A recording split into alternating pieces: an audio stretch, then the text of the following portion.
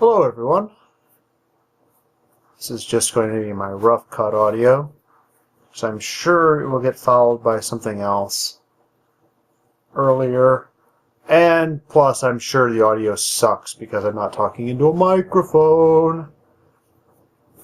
This video is primarily a demo for the LenoxModel series. As you can see, what I'm planning to do is make camo cloaks. So, what we're going to do here is we're going to take this paper towel. So normally you'd use green stuff, and well, green stuff sucks. So,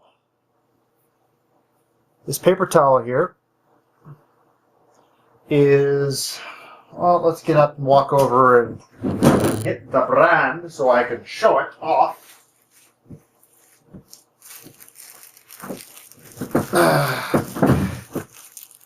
Is Viva, tough when wet, and they're pretty right about it.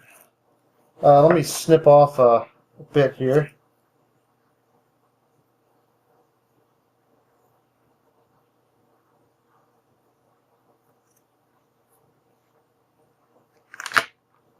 So, near as I can tell, there is this thin weave between the two layers, 2 or 3 layers here, which makes it very convenient for our purposes. Because, as you can see with this guy right here, once you get it soaked with the resin, like glue, it tends to stick right there, and the texture looks really good. So, anyway, so we're going to put that off to the side, not look at it. First thing to do is to pick up the model and realize this is a model I assembled earlier. It is a Games Workshop Space Marine Scout. Whoop, I got some extra. This basing material that I'm scratching off is some of the basing material I used, which is just an artist's texture gel. So, anyway, what we're going to do is we are going to take a little bit of our matte medium. This is Liquitex. You can find it at your local art supply store or Plug Hobby Lobby if you've got one in your area. This big bottle is about $30 US dollars and is pretty cheap.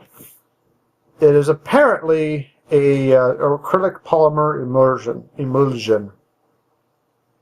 So this stuff is also good for thinning paints. So it says here, let's go ahead and peel off the price sticker, which is, over the important part of it. Peel off the price sticker. And yeah, creates a matte reflective finish, opaque when wet, dry as translucent, increases translucency, adhesion, and paint flow. It's permanent, non-yellowing, and apparently water resistant when dry. So anyway, it says do not use as a final varnish or glazing medium. Don't mix with the oils. Test first. Also, an excellent glue for collage, substrate size, and canvas ground for acrylic painting, which is what we're going to use for it today. What I have found, let's find this, is you basically pick up your model, Space Marine Scout here, and I am basically going to look at, I'm basically going to eyeball this. I swear at some point I will have a template done. Like this piece here is, I just cut it off whimsically, and it, I mean, honestly, this is all up to you as a person. So, come here. Come here. This is harder than it looks to do on camera, that is. I don't even know how bad this is going to look on camera. So what I'm going to do here is I'm probably going to round some of these edges off, wrap it around, and see, this is really short, so I'm going to cut a longer piece. We're just going to toss that aside, not look at it. And the model is about 1 inch tall, so we're going to go ahead and just cut a little taller. And we're just going to cut ourselves a length right there, like that. And I think I just did exactly the same cut in a different way. Good job. Good job, me. Honestly, you can be a little rough with it. You can be a little rough because you're going to be snipping it down later. Also, notice the heads aren't on the models. This is because I like to, when I put it on, I like to, at least for a camo cloak, I like being able to do this and get the model all the way up there. Yeah, this is still too short. Good job, me. Okay.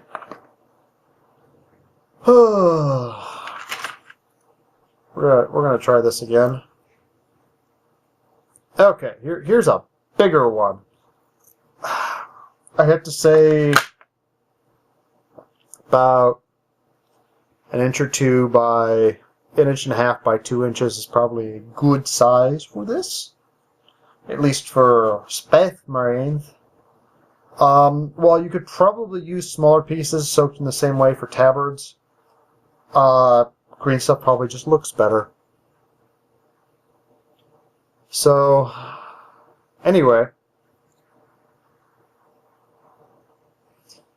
This is probably going to look like crap. But that's part of the reason why we do tests. So, as you can see here, this is going to be long enough. Because I kind of want it to loop all the way down because this is a camouflage cloak. But I'm going to go ahead and just trim around the edges here. And I'll probably also leave these edges sharp. So, just curve those off right there.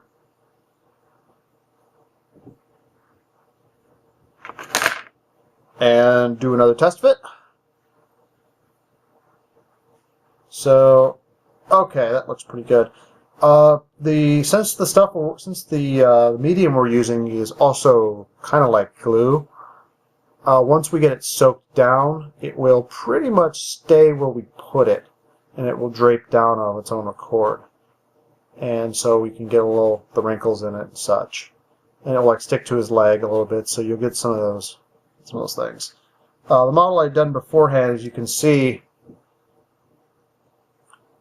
there's an angle. As you can see, it's stuck to his foot a little bit, and it does wrinkle a bit when you do it, which is what we want. So, shake the bottle up a little bit because it is a resin. Open it. Open it. And squirt the bottle out. Squirt a bit of it. Let's get these guys out of the way. Okay. We'll get to you guys in a minute. Honestly, that's probably one of the best trims I'm torn at this point to basically using this as a template and snipping off everything else, but we'll just half-ass it. So, we squirt out a little bit. That should be plenty for at least this piece, if not 2 or 3 more. Now, we just basically drag the piece over the glue. Get the glue on it. Glue. Okay, now that that's done, I'll wipe off some of the excess. Get it all over our fingers. We'll use another paper towel. Oh, jeez. Tough one wet, huh? Okay, not that tough one dry, though. At least not against the full strength I was using. Anyway, And then, oh, wow, this guy got a lot. I got a lot of stuff. I really like this stuff as this stuff is basing material. You know, as I distract myself, but it does tend to get a little bit everywhere. It goes on like cake frosting. Great for basing though. And if you want, you can actually use it after the model's been painted and pre-mix it with paint.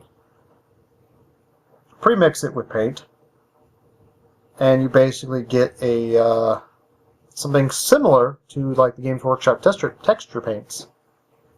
So, oh, here. Dude, get on there. Okay. So, as usual, I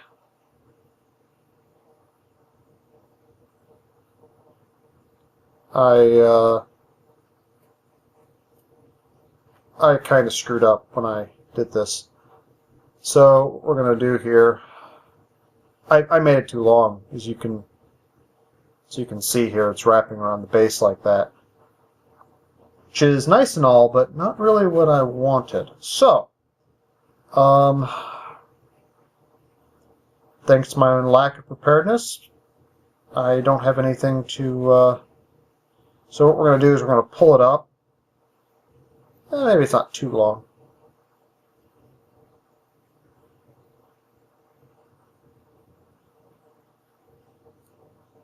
Pull it up a bit, and then just let it crease on the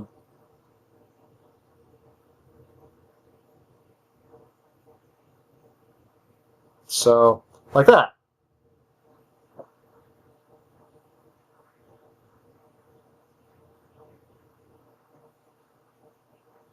Yeah, you could probably do this after the model's been painted, but you might make a mess.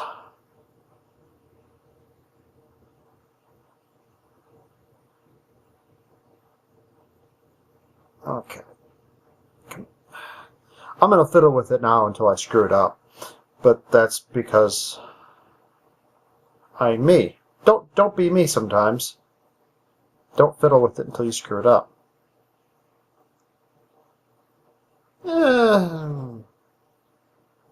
That's passable.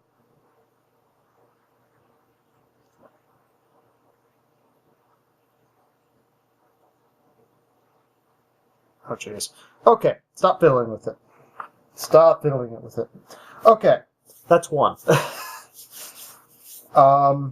The other downside of this approach, and I think maybe the main reason you'd want to try doing this after, is that because of the way it drapes, you have to have the arms on the model first. And with Scout models, here's my sergeant, with Scout models, you really can't get away with it. You can't really put the gun on, you can't put their bolters on separately because of the way the arms are modeled. I actually had to saw off the heavy bolter off the first model I showed so that it would be, you know what? Enough.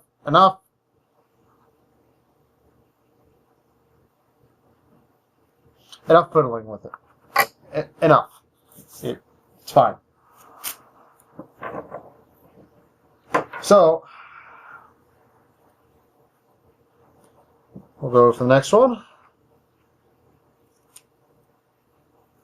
Snip, snip, snip, snip. Try not to cut myself. Sorry if that was not on camera. Take our square old cloth. Obviously too big. Too big.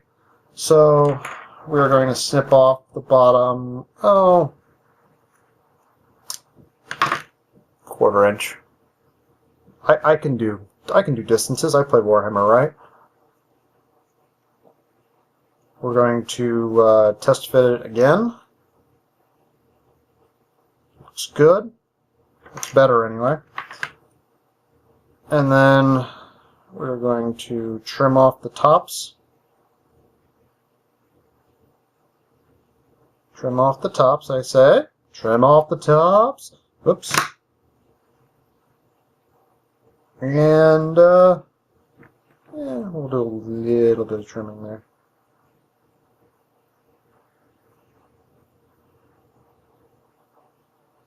Do a little bit of trimming. Okay. Rub it. Rub the glue on the material on there. Unfortunately, because this is like glue, you will be peeling it off your fingers for. You'll be rubbing it off your fingers for the next couple of days. My apologies, but at least it's not green stuff. Because this idea basically came to me as a refinement. Okay.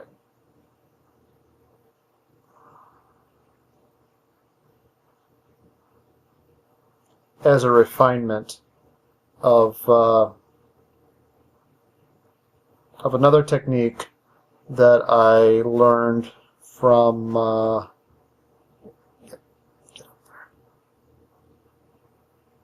because something similar to this can also be used to make tarps. We'll go ahead and just curl that back in a little bit to make it look like it's wrapped around him. And then we'll put that down and not touch it. That one turned out great.